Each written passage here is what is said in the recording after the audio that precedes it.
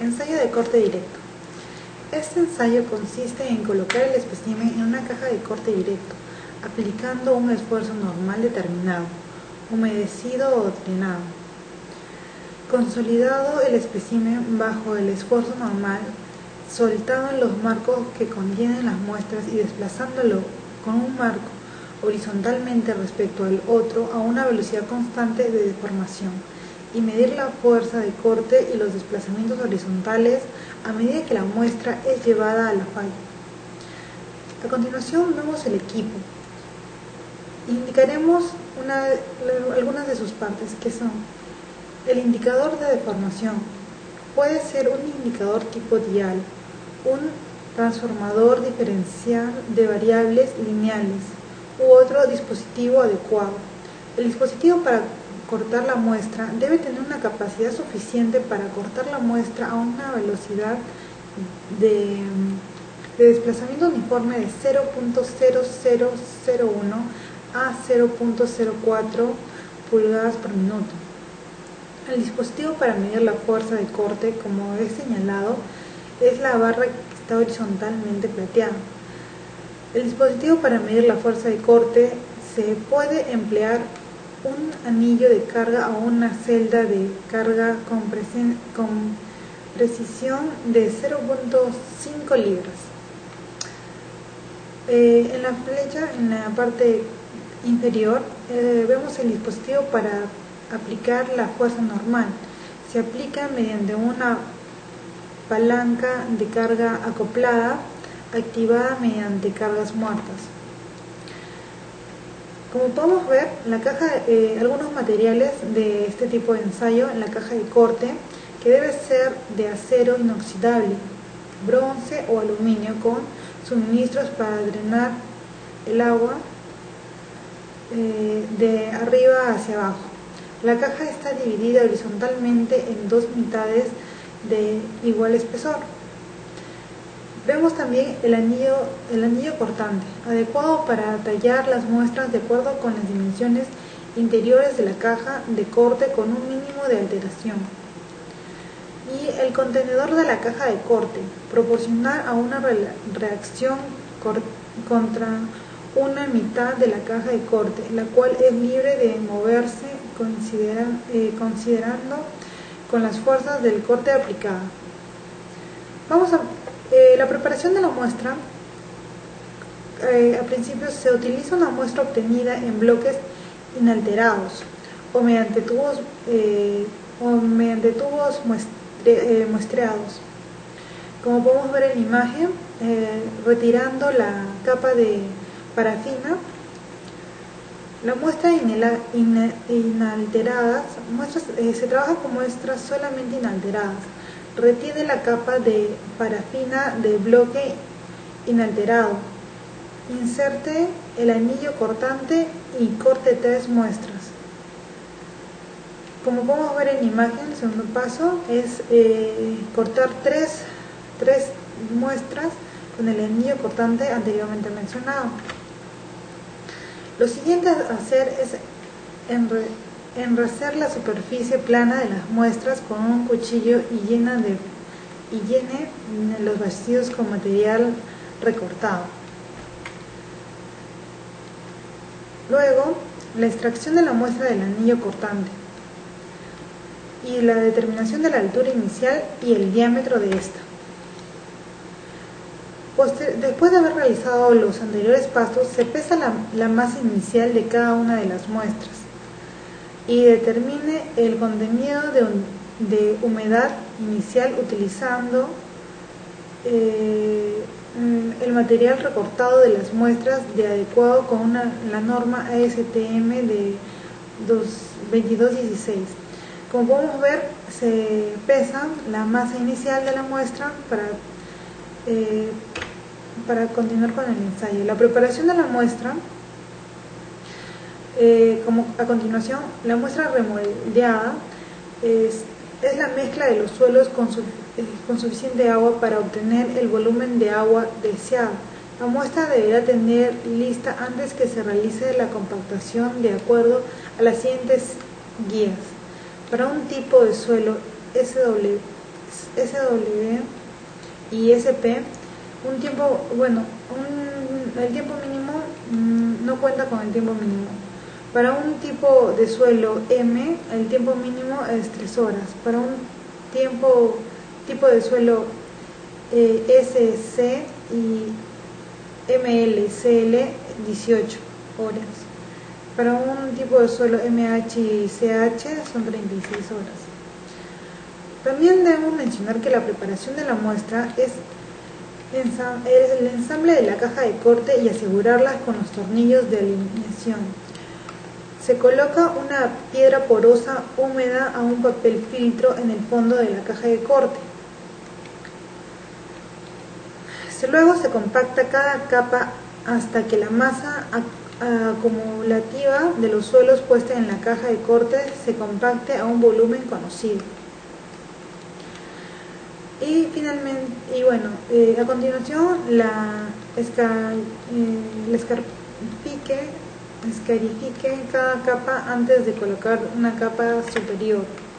Se determina la masa de la muestra pesada de la caja de corte más muestra y restando el peso de la caja de corte se obtiene el peso de la muestra que obtendremos. La muestra remoldeada también puede ser preparada compactando el suelo mediante los procedimientos del equipo usado para determinar las relaciones humedecidas, o en este caso humedad-densidad, de los suelos de acuerdo a las normas. La compenetración con Proctor modificado o la compactación con Proctor estándar. El procedimiento de este ensayo, después de haber preparado la muestra conectada y ajuste de caja de corte detrás del trazo, posteriormente, antes de colocar la caja normal, verifique que el contrapeso de marco esté bien colocado para que pueda cumplir con una función correspondiente, verificando que esto esté colocado con la carga normal. Luego se coloca y ajuste correspondiente del aparato que mide los desplazamientos horizontales que se utiliza para medir los desplazamientos de corte. Se verifica que todos los componentes del sistema estén alineados y asentados. Se anota las cargas normal que se aplique al mecanismo. La operación de la máquina, verifique que el switch correr esté en posición de alto, seleccione el nivel de las velocidades deseados. Se coloca el número de contadores con respecto a las tablas de distribuidor de la máquina para tener la velocidad que desee. Como se muestra en la figura 3.6, se muestra el tablero de control. Posteriormente se mostrará el tablero de control. Verifique también el timer, que lo veremos en la imagen más adelante, en la posición correspondiente para efectuar la prueba en la figura 3.7. Se observa las celdas de carga o el anillo están bien colocados en la máquina. Se refiere a los tornillos de seguridad de la caja de corte. Se anotan las lecturas iniciales y se ajustan los dispositivos para tener una lectura de cero, tanto de las celdas como de instrumentos que miden el desplazamiento horizontal. El registro de tiempo inicial, los desplazamientos horizontales, las fuerzas normal y la fuerza cortante ponen en función del aparato. Se toma la lectura de los datos de tiempo, desplazamiento, corte, intervalos, define los desplazamientos, las lecturas a intervalos de desplazamientos igual al 2% de la dinámica. Su anchura se define con presión una curva de esfuerzos. Se determina el aparato al ver un comportamiento lineal después de ocurrir una falla de la muestra. El desplazamiento corresponde a la condición de falla que puede encontrarse entre el 15 y el 20% del diámetro o longitud del espécimen. Detenga el capturador de datos y guarde el archivo. Retire las cargas normales del espécimen, coloque el nivel de la velocidad en manual y ajuste la carga de corte para que pueda ser retirada del tazón. Coloque los anillos de seguridad antes de sacar la muestra. Coloque y grafique los esfuerzos de corte contra el desplazamiento lateral. El ensayo triaxial. Como se puede mostrar, vemos el equipo y el dispositivo para medir la carga axial. Puede ser un anillo de carga o una celda de carga. como se indica en la figura. También tenemos el dispositivo de carga axial, que puede ser un gato de tornillo accionado por un motor eléctrico. El pistón de carga axial, que se encuentra justo debajo del dispositivo para medir las cargas. El pistón pasante a través de la parte superior de la cámara y posteriormente la cámara de compresión triaxial. Consiste en una placa base superior separada por un cilindro de capas de resistencia a la presión que se aplicará. También vemos el dial de deformación axial. Debe tener una sensibilidad de 0.001 y un recorrido mínimo del 20% de la altura de la muestra. El dispositivo de control de presiones será capaz de aplicar la presión a la cámara mediante una válvula conectada en la parte superior de la cámara. La tapa de la base de la muestra será usada para prevenir el drenaje de las muestras y tener el mismo diámetro inicial de la muestra.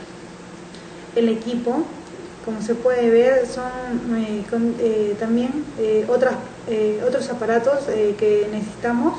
Son cuchillos de molde, perfilador de muestras recientes para determinar el contenido de humedad, anillos de caucho, equipo compacto, piedra porosa y papel filtro, una membrana de caucho, un calibrador y una balanza.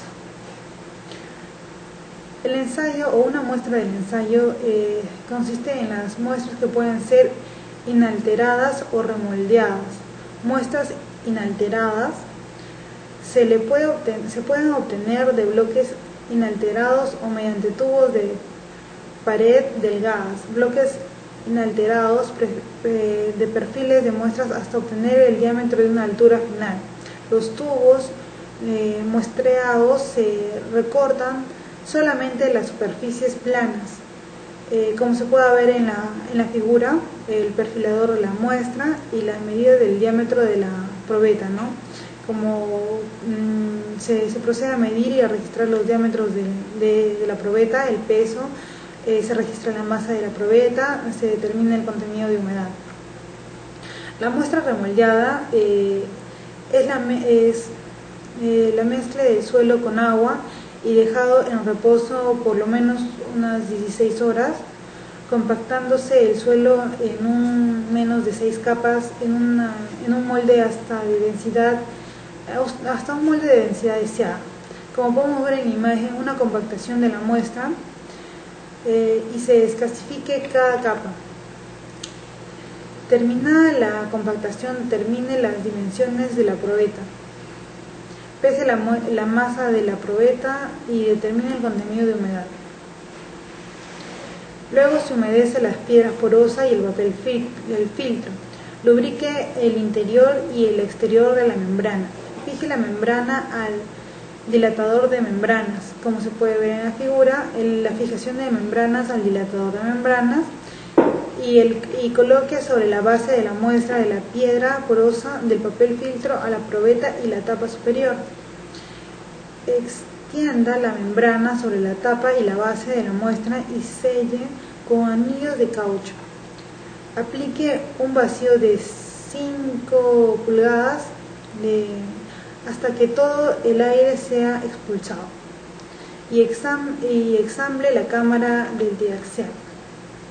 Como podemos ver en la imagen, el sellado de la tapa base de la muestra posterior de la colocación de la membrana en la probeta. Luego se pone en contacto el pistón con la tapa de la muestra para determinar el asentamiento y la alineación del pistón con la tapa. Llene con agua la cámara de triaxial y aplique una presión de confinamiento hasta que el regulador indique la presión deseada.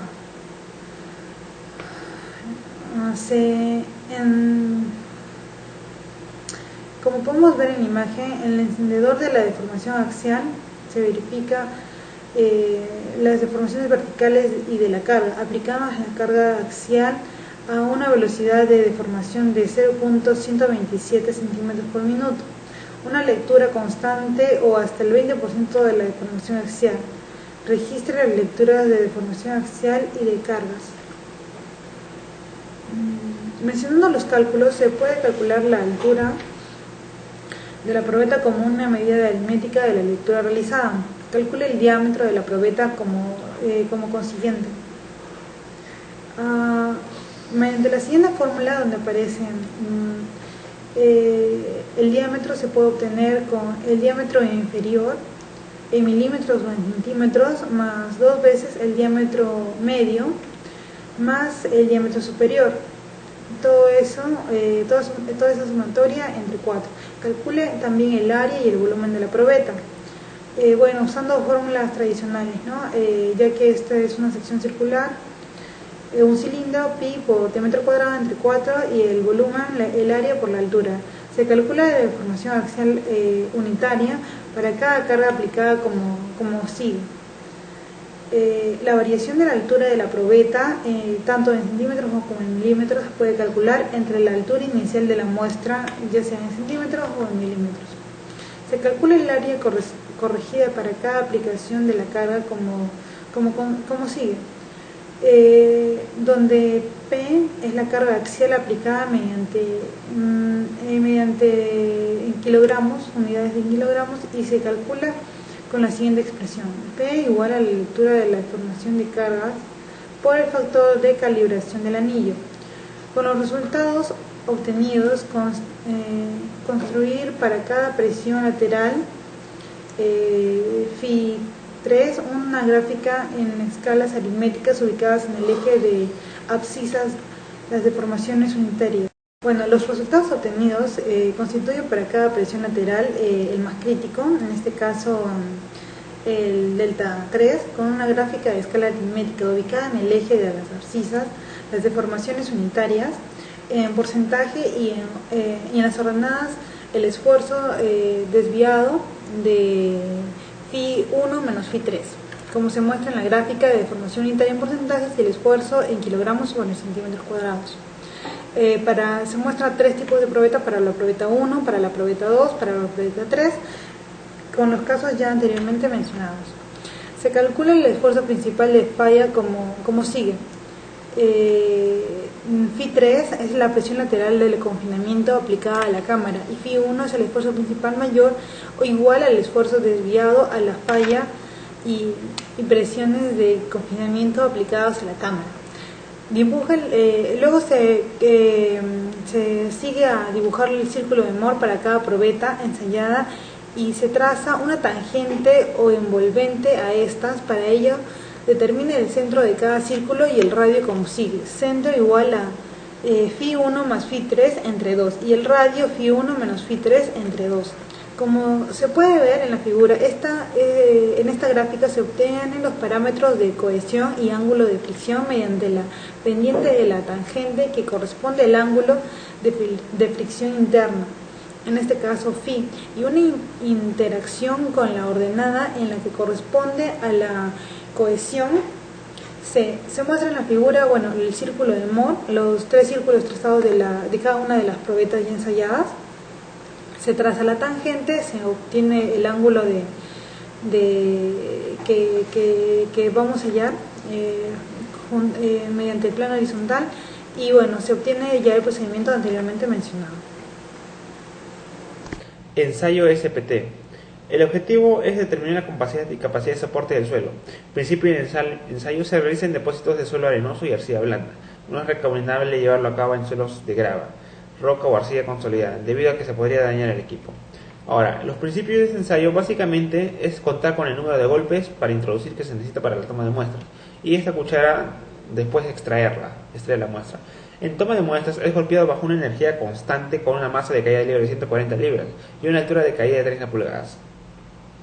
Como pueden ver, acá tenemos al costado derecho tenemos el ejemplo de lo que es el ensayo de SPT, que tiene como finalidad obviamente determinar la propiedad del suelo, de resistencia y compresibilidad del suelo, y ejecución con barrenos, rotación o washboarding.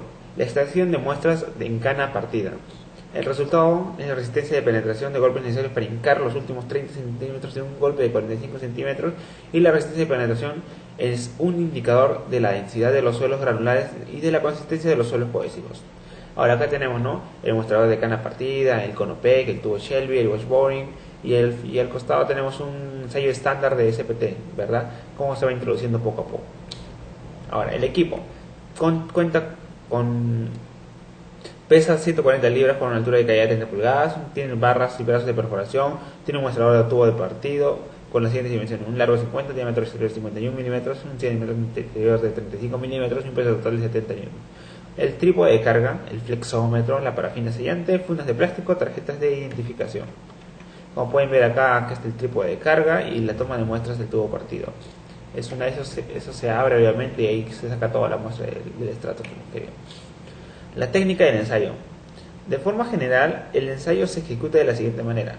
En primer lugar, se realiza un sondeo hasta la profundidad establecida y a continuación se lleva al fondo de dicha profundidad una cuchara normalizada que se hinca 15 centímetros en capa a reconocer a fin de eliminar la zona superficial. O sea, no toma nada de antes de lo primero.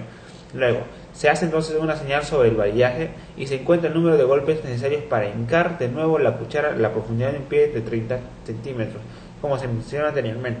La masa que se utiliza para hincar pesa 140 libras y su altura de caída es de 30 pulgadas.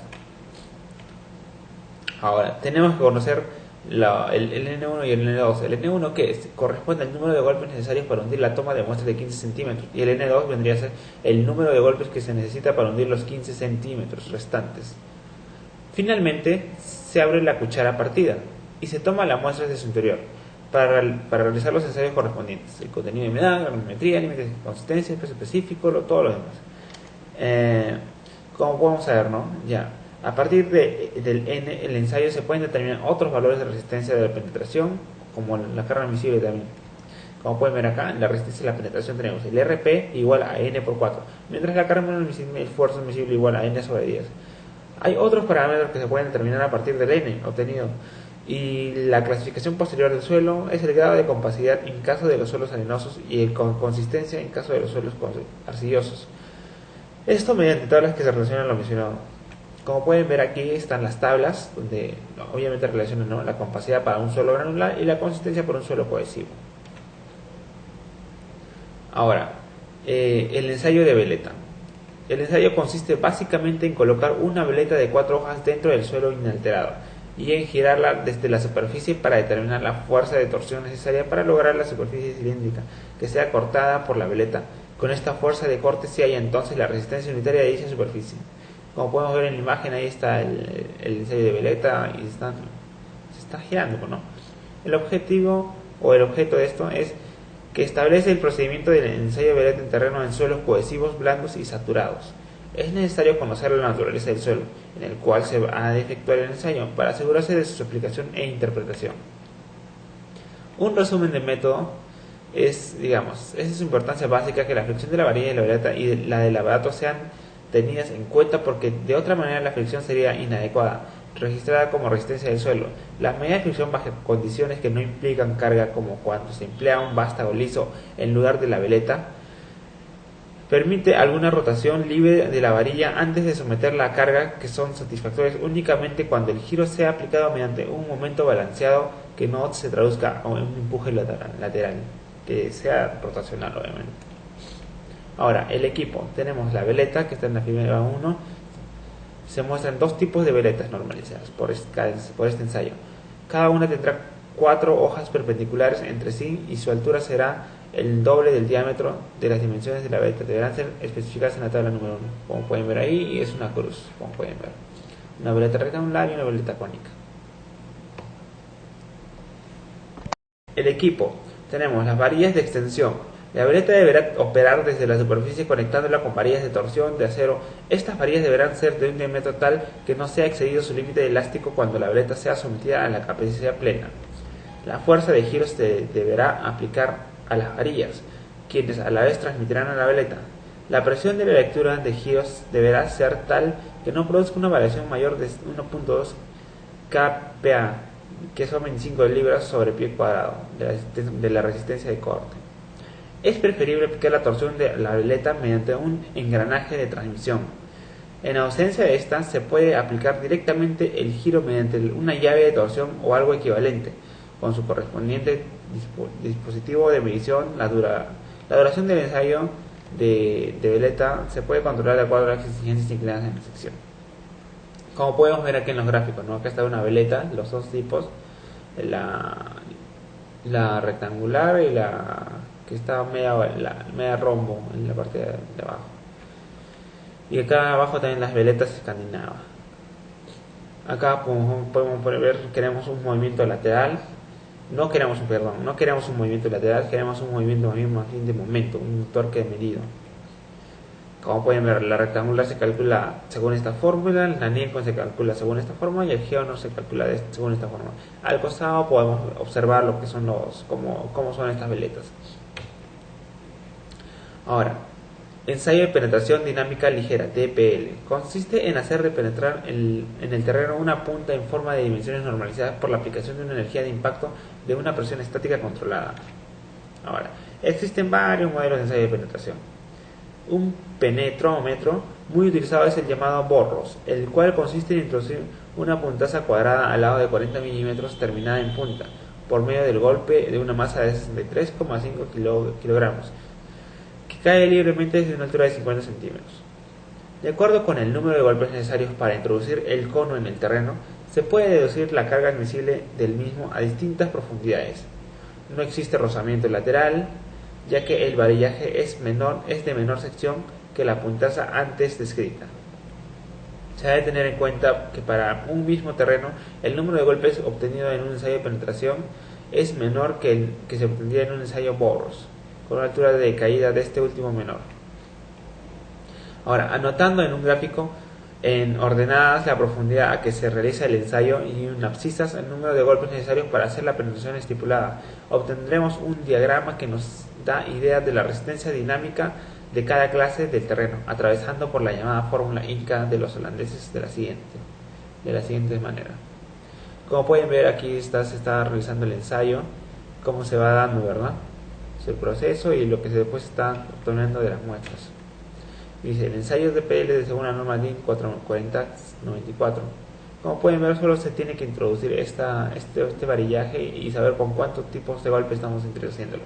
Tenemos el peso del martillo, que son de 10 kilogramos, altura de caída de 50 centímetros, el cono de 2.2 centímetros de diámetro y el NDPL, el número de golpes para penetrar 10 centímetros. NSPT es igual a NDPL. Este es el formato que se va a utilizar, la toma de tiempos, el diámetro y cada cuántos golpes. Consideramos, varillas deben ser rectas, revisar la altura de caída en la caída sin rozamiento. Además de las prospecciones indirectas, se requieren las prospecciones directas, como las calicatas, posteadora, agujero o perforaciones para clasificar el suelo. Alcance de investigación es aproximadamente 8 metros. Gracias.